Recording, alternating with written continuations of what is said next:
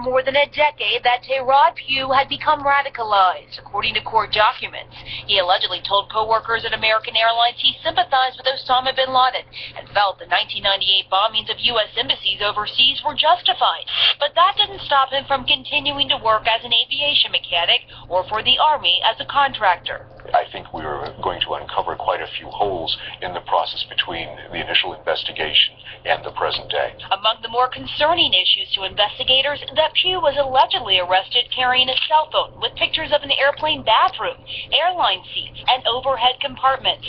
Today, authorities say Pugh had turned his back on America, allegedly writing a recent letter to his Egyptian wife that he was a mujahid, meaning a person engaged in jihad. And court documents reveal back in 2002, the FBI was told by one of Pugh's associates that he wanted to fly to Chechnya to fight jihad.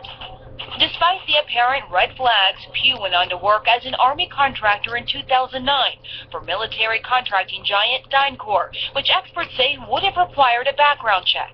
If he had a lower-level secret security clearance, they would have not picked up on the fact that he was on the FBI's radar because he wasn't convicted of a crime. However, if he had a top-secret clearance, they likely would have picked it up under a single-scope background investigation conducted by the FBI. DynCorp would not tell CNN what level of security clearance Pugh had.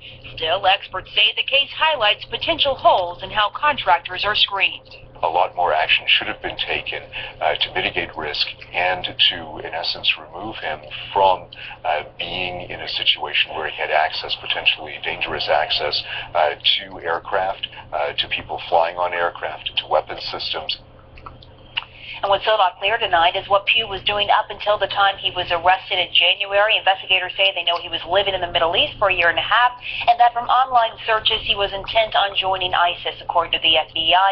He was picked up trying to fly to Turkey, and as authorities say, on to Syria, but he was stopped only because he refused to show Turkish authorities his electronics.